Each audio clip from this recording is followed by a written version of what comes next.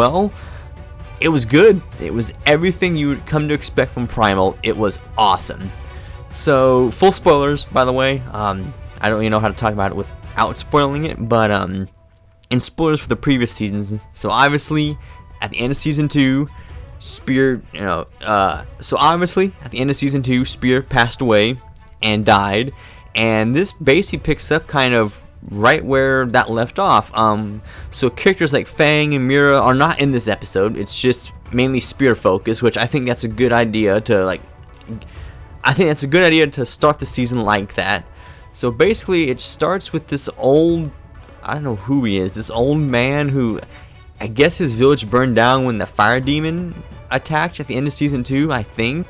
And you see him like kind of conjuring up this potion type thing, and eventually creates like a heart, like a zombie heart, mutant zombie heart type thing.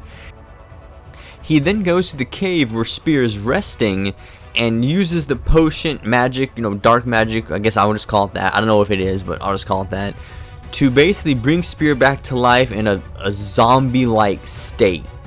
And he looks kind of cool. It's Spear's outline, but it's gray and just decayed looking, and it looks really cool. And the old man's eyes start glowing green like Spear's, so obviously you can tell that the old man is controlling Spear's lifeless body through the heart that he put in the staff. He then directs Spear to, I don't want to call it a village, but like this little clan of, I guess cave dwellers type, creatures, to fight them. And so Zombie Spear just straddles over, and these zombie creatures they're pretty cool. They're like primitive man, but it looks like they have like ape skulls or some type of animal skulls with like, it almost looks like white dreadlocks in a way. They look really, really cool. And so Spear shows up, obviously, as he does, and just wrecks shop, just beats them. They can't fight him because he's a zombie, they can't hurt him. He's just wrecking shop, tearing through him, and one of the cave people, they see the old man with the spear just standing in the background. So he gets up, picks up a spear, throws it at the old man, and kills him. And that kind of, I guess, just like knocks the zombie spear loose, like it breaks him from the spell. And that's when this cave dweller kind of like cuts off Spear's like the top of his head, which I thought was kind of funny. And not his brain, just like the top of his head. So his brain is exposed, and the guy just runs away because Spear didn't get hurt. He just stood there because he can't feel anything. So Spear doesn't get hurt, and the guy freaks out, runs away, and Spear kind of just looks around, and he's kind of like in a disoriented state, and just starts walking. You see Spear in the next couple scenes. You just see Spear kind of wandering around like the jungle, kind of just walking, doing about his business. He has no thoughts, which is kind of sucks. He's just like a lifeless corpse. Eventually, we see some elephants and some gazelle. They run away when they hear Spear's coming. Zombie Spear goes to the water. He looks in.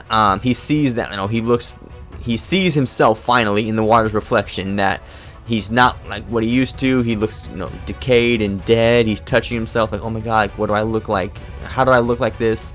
Then a giant, like I guess prehistoric crocodile. I don't know if it's a Deinosuchus, which is like an ancient crocodile, but it's a big crocodile. Swallows Spear, brings him back down. Spear rips out his tongue, the crocodile dies, and Spear gets up out of the water, kind of disoriented still, keeps walking, and eventually the next scene, and this is where Spear, he starts to have like flashbacks, not really I guess you can call them flashbacks of it, like the real Spear's life. He sees like his kids running in the background, but this zombie Spear doesn't know what that means. He doesn't know what it is. He's just having these thoughts, and he doesn't know what's going on. So he sees this guy drowning in the water. He runs over, grabs him, saves him, and that's where you find out it's like these weird, like zombie. I don't want to call them zombie, but these weird like mutated humanoid people. Like they kind of look like, I don't know how to best describe them. Like they look like mush, if that makes sense. When you see him, like it makes sense. And Spear touches his face, then he touches the dude's face, then he touches his face like, whoa, you're kind of like me. And I guess the guy takes a liking to Spear and says, follow me. which eventually leads back to the dude leading Spear back to his camp, and you find out, there's more of these people. They're like a little tribe, and I can't be the only one who thought these are like the Sand people from Star Wars. Both the ones that go like, and then like the little, like, not Ewok, but the little ones with like the Jawas, I think they're called, with like the trash people. Like, they look kind of like a cross between those two, in my opinion. And Spear's walking around, he's like, oh my god, like, basically civilization type thing. And they invite Spear, and they invite Spear into their home, into their tribe, and they give him a hut, and he sits down, and he still continues to have visions. He remembers like some type of symbol, so he sees a scorpion walking in the sand, and that's when he notices, oh, you can like kind of like, he pokes his finger and he notices, oh, you can like draw. So he draws this symbol that he keeps remembering in the sand. And the next scene, which I'm gonna be honest, I didn't really expect it, was these, I don't know what you call them, like these raiders, like these horse raiders, I guess. These people on horses come in, they just start slaughtering these, I'm just gonna call them sand people or dune people, whatever you want to call them. They start slaughtering them, just killing them one by one, slash. Spear sees this and steps up and goes, I need to help them, kind of, and just goes berserk. He's beating these people, throwing horses. They're stabbing him. They're not hurting him because he can't be hurt. And they're like, whoa, like, what is this thing? And Spear keeps going, slap, slash, and all this. It's super cool. It's a cool fight scene. And there's a cool scene where he gets on a horse and he starts riding it, and he has a flashback to him riding Fang, and he's kind of like, whoa, like, I've been here before, like, almost like deja vu. And the scene ends basically with one of the sand people slicing Spear, doesn't kill him, and there's two of them that look at each other like, wait, like, this thing's not dying? Like, oh my god, what do we do? And they just decide to run away.